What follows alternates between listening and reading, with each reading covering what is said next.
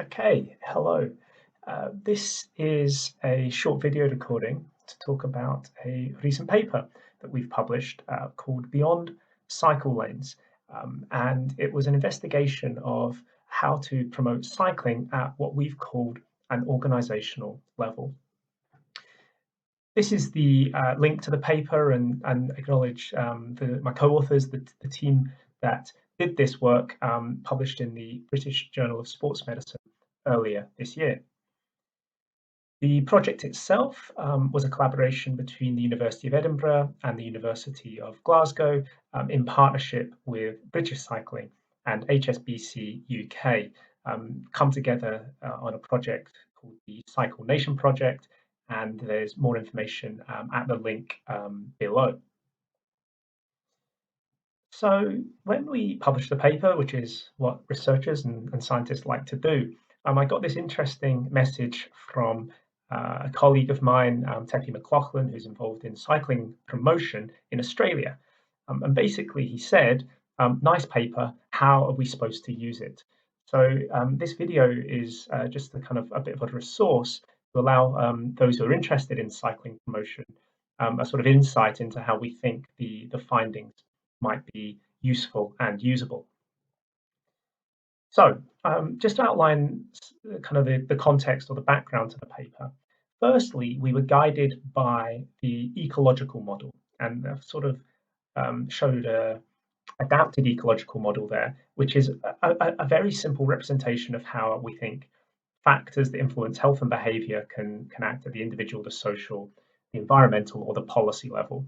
Now, what we were interested in for this paper were those inside the red dotted circle. So the actions which can impact the micro physical environment, the social and the individual, which are the actions which we felt were going to be more feasible for organizations such as schools, workplaces, local charities to implement. That's not to say that the large and very important macro infrastructure isn't also necessary, but what are the actions which can complement existing infrastructure, which the organisations I mentioned might feel are within their power to try and impact. And if we sort of map the sort of actions we're thinking about on a kind of spectrum through one-to-one counselling, incentives, discounted bikes onto bike racks, renovating cycle paths, building traffic calming measures, cycle paths, and then up to policy and legislation. I guess we were trying to capture those ones to the left of the dotted line there. What are the actions which are kind of like I say, deemed feasible, as opposed to those which we felt might be the focus of larger and kind of slightly different structured bodies and organisations. The second thing that kind of guided us was something that's called has been called by Dr. Harry Rutter, the dangerous olive of evidence. And that kind of depicts that if you're looking for things which have RCT level of effectiveness, it might represent that purple small circle in comparison to all of the possible things that could be done. So what we didn't want to do was limit ourselves in this review to things which had, demonstrable RCT effectiveness, because we felt that might limit us to things which are easy to implement or easy to evaluate, or have been around for a long time. So instead, we wanted to look at kind of the big green circle, the big green part of the olive, capture all things, and that would also help us to capture novel things, maybe using web interventions or applications on smartphones, etc., things like that, which maybe haven't had time to be rigorously evaluated yet. So one slide on the methods. It was a scoping review, and if you're interested in scoping reviews, I strongly recommend starting with the Arctine-O'Malley framework, very helpful. And our research questions, what were the different approaches that have been used at the individual, social, or micro-physical environment level to try and promote cycling? And how do they map to the 9 intervention functions described in Mickey et al.'s behavior change wheel, which I'll talk about in a second. So for those of you, who are interested in behavior change, you've likely come across this before. This is the behavior change wheel, or the COM-B. So capability, opportunity, motivation, and behavior. And what we found once we started looking at the studies was that the red circle there, what's called the intervention functions, so education, persuasion, incentivization, was a really helpful way of organizing these different approaches to promoting cycling. So that's what we use to structure our findings. And also, when I get to kind of some of the later slides, is also the really helpful way of how you can then go about using the findings that we've produced.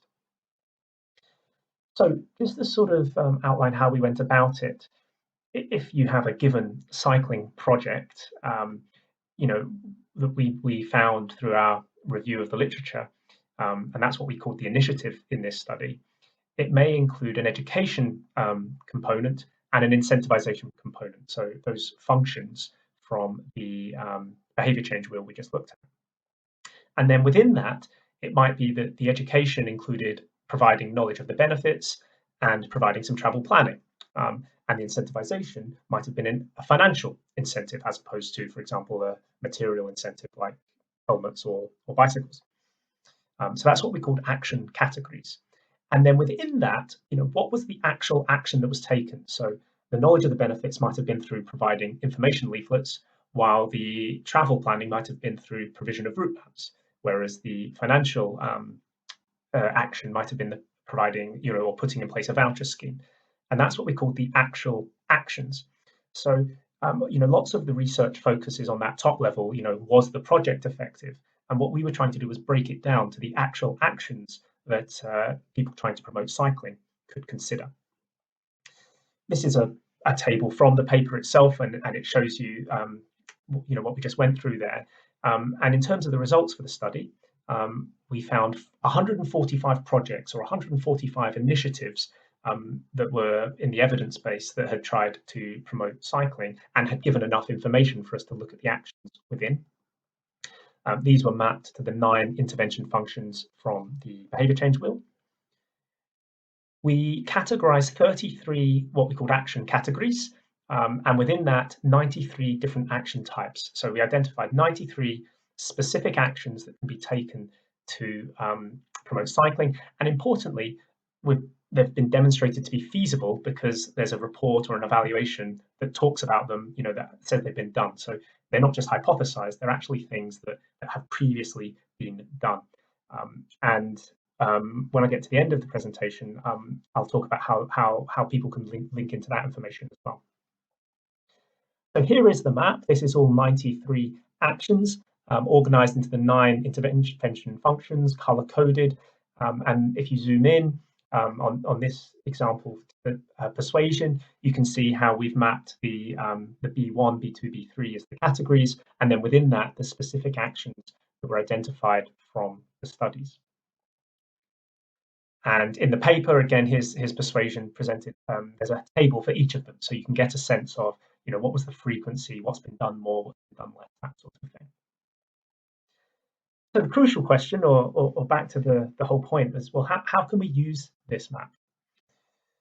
So we think there's a few key steps, and they're all based on local context, expertise, and knowledge.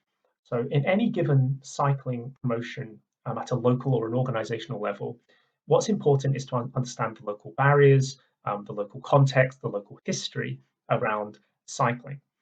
And from that, and using as directed by the behavior change wheel, using a theoretical understanding of the behavior, in this case cycling, one can then determine which of the intervention functions are more or less likely to be effective given the local barriers and the local context. Once you've identified that, let's say it's restrictions and incentivization are the key interventions, you can then go to the map that we've provided and see, well, what are the available actions under this? And these can then be presented to key stakeholders or mapped against the available resources or mapped against what's been tried previously to try and identify the actions which are most appropriate, most feasible, and most likely to be effective based on things like context, existing resource, recipient preferences, etc. The other thing we've provided is a full database of all 145 initiatives or projects that we found. So this Excel file is available as a supplementary file. And if I just zoom in there, what you're able to do is say, okay, so what we were really interested in was tailored messaging. Let's go and filter the studies that use tailored messaging and find the original reports so we can get, a lot more information on actually what they did, how they did it. Are there any existing resources that can be utilized to implement tailored messaging in your own context? So the map that we've produced, or the paper that we've produced, allows you both to identify the actions, but then to go and look at the original studies that those actions came from in order to start designing and implementing your own cycling promotion.